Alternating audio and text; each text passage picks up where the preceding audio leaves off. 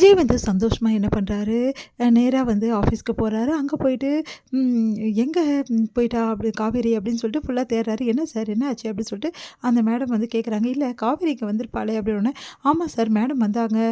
Sir உங்களுக்கு விஷயம் தெரியுமா? நீங்க எப்படி ஹேண்டில் பண்ணுவீங்களோ அந்த மாரி மேடம் வந்து ஹேண்டில் பண்ணாங்க சார். அவ்வளோ சூப்பரா ப்ராப்ளத்த வந்து க்யூர் பண்ணிட்டாங்க.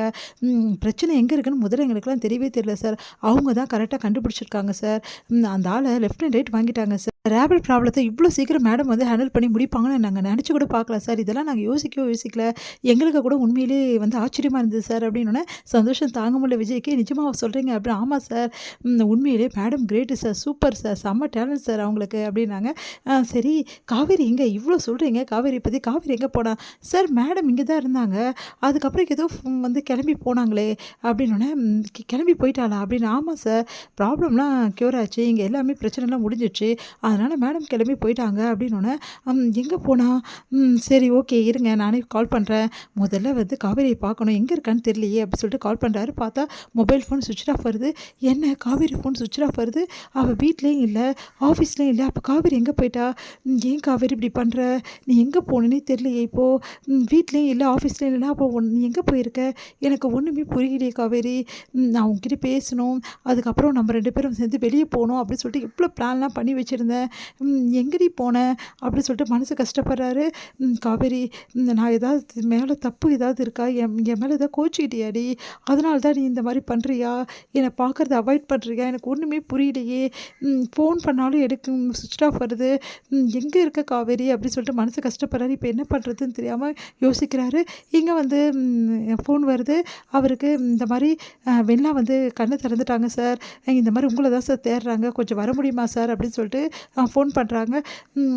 இல்லைங்க நீங்களே கொஞ்சம் மேனேஜ் பண்ணி இல்ல சார். அவங்கள இப்போ எங்களால ஹேண்டில் பண்ணவே முடியல.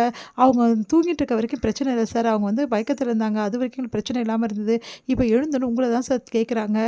இங்க வேற வந்து அதுக்கப்புறம் என்ன ட்ரீட்மெண்ட் குடுக்கணும், என்ன குடுக்கணும்னு சொல்லிட்டு டாக்டர் வேற உங்ககிட்ட பேசணுன்றாங்க. நீங்க வர முடியுமா சார்? அப்படின்னு கேட்டோனே, சரி அப்படின்னு சொல்லிட்டு யோசிச்சுட்டு விஜய் வந்து, சரி காவேரியும் இல்ல. காவேரி எங்க போனான்னு தெரியல. சரி ஓகே. வெண்லாக்கு என்ன ப்ராப்ளம்னு முதல்ல கேட்போம். அதுக்கப்புறம் காவேரிக்கு அங்கே போய் கால் பண்ணி பார்ப்போம் அப்படின்னு சொல்லிட்டு விஜய் வந்து கிளம்புறாரு. இங்கே வந்து விஜய் ஹாஸ்பிட்டலுக்கு வராரு. என்னாச்சுங்க? எதுக்கு கால் பண்ணீங்க சார்? வெண்லா கண்ண திறந்துட்டாங்க சார். உங்கள பார்க்கணுன்றாங்க அப்படின்னோனே, என்ன வெண்லா இப்போ எப்படி இருக்கு? அப்படின்னோனே, அப்படியே வந்து ஒண்ணும் பேசாம அப்படியே பார்த்துட்டே இருக்காங்க. டாக்டர் இப்போ க்யூர் பண்ணிடலாமா இவங்களுக்கு? அதெல்லாம் ஒண்ணும் ப்ராப்ளம் இல்லைங்க. கண்டிப்பா க்யூர் பண்ணிடலாம். ஆனா அவங்க கூடவே இருந்து அவங்கள பழைய நினைவுகளா கொண்டு வரதுக்கு ஒரு ஆள் கண்டிப்பா வேணும். அவங்க வந்து ஒரு துணை எதிர்பார்க்குறாங்க அப்படின்னோனே, சரிங்க கண்டிப்பா வந்து இந்த ப்ராப்ளம் வந்து க்யூர் ஆகணும் அவங்களுக்கு. ப்ளீஸ்ங்க எதா பண்ணுங்க அப்படின்னு சொல்லிட்டு இருக்கும்போது, இன்னொரு நர்ஸ் வந்து வராங்க. டாக்டர் இவங்களுக்கு யாருமே இல்ல டாக்டர். எதுவா இருந்தாலும் நான் தான் வந்து இவங்கள பார்த்துக்க வேண்டியதா இருக்கு. அதனால எனக்கு வேற ஆஃபீஸு அந்த மாதிரி இருக்கு. அதனால நான் வேண்டியது இருக்கு. அதனால தான் டாக்டர் என்னால கூட இருந்து பார்த்துக்க முடியல அப்படின்னோனே, சார் என்ன சார் யாருமே இல்லன்னு சொல்றீங்க? இப்பதான் ஒருத்தவங்க வந்து இவங்கள பார்த்துட்டு போறதுக்காக வந்தாங்க சார். யார் வந்துருப்பா? அப்படின்னு சொல்லிட்டு யோசிச்சோனே, நீங்க என்ன சொல்றீங்க? ஆமா சார் இவங்களுக்கு தெரிஞ்சவங்கன்னு தான் சொன்னாங்க. ஒரு லேடி வந்து பார்த்துட்டு போனாங்க அப்படின்னோனே, லேடியா? யாரா இருக்கும்? அப்படின்னு சொல்லிட்டு யோசிக்கிறாரு. இவங்களுக்கு தெரிஞ்சவங்கன்னு சொன்னாங்களா? வேற ஏதாவது சொன்னாங்களா? இல்ல சார் வேற எதுவும் சொல்லல. உங்கள கூட கேட்டாங்க சார். விஜய் எங்கன்னு கேட்டாங்க சார் அப்படின்னோனே, விஜய் எங்கன்னு கேட்டாங்களா? என்னையும் கேட்டாங்களா? ஆமா. யாரா இருக்கும்? அப்படி சொல்லிட்டு விஜய் யோசிக்கிறாரு. ஒருவேளை காவேரி வந்திருப்பாளோ? ஏன்னா ஆஃபீஸ்லயும் இல்ல, வீட்லயும் இல்ல. காவேரி தான் வந்திருக்கணும் அப்படின்னு சொல்லிட்டு, ஒரு நிமிஷம் எங்க சிஸ்டர் இங்க பாருங்களேன். இவங்களான்னு கொஞ்சம் பாருங்க. இவங்க தான் வந்தாங்களான்னு சொல்லிட்டு ஃபோட்டோ எடுத்து காட்டுறாரு ஃபோன்லேருந்து. சார் இவங்க தான் சார். இந்த மேடம் தான் வந்தாங்க. வந்துட்டு நீங்க இல்லையான்னு கேட்டாங்க. இவங்க வேற தூங்கிட்டு இருந்தாங்க. அதனால இவங்க கிட்டயும் அவங்களால பேச முடியல.